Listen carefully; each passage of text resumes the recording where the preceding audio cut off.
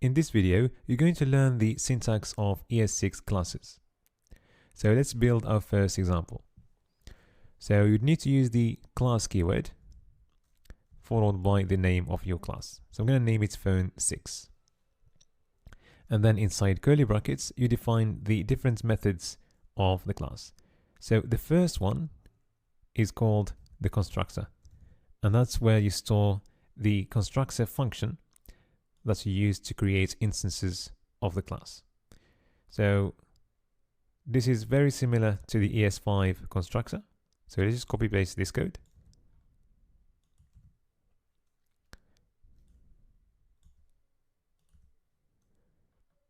All right. And then you can add other methods. So let's say that you want to have the extend warranty method, which takes a parameter x and adds it to the warranty property like that.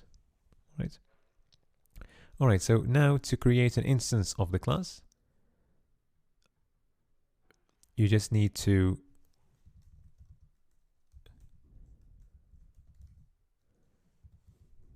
use the new keyword like you did with the ES5 constructors, and then you use the name of the class and you pass parameters to it as if you were using the constructor.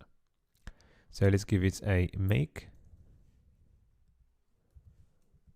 model, a warranty, and let's go for a color.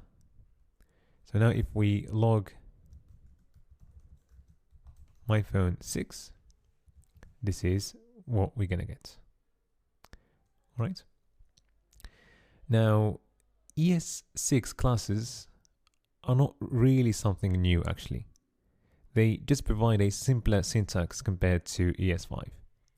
And to prove this, you can just log the type of your class phone6 and you will get a function. All right. So it's still a function like we used to use functions before in ES5 for constructors. So phone6, although it's a class, it's still a function.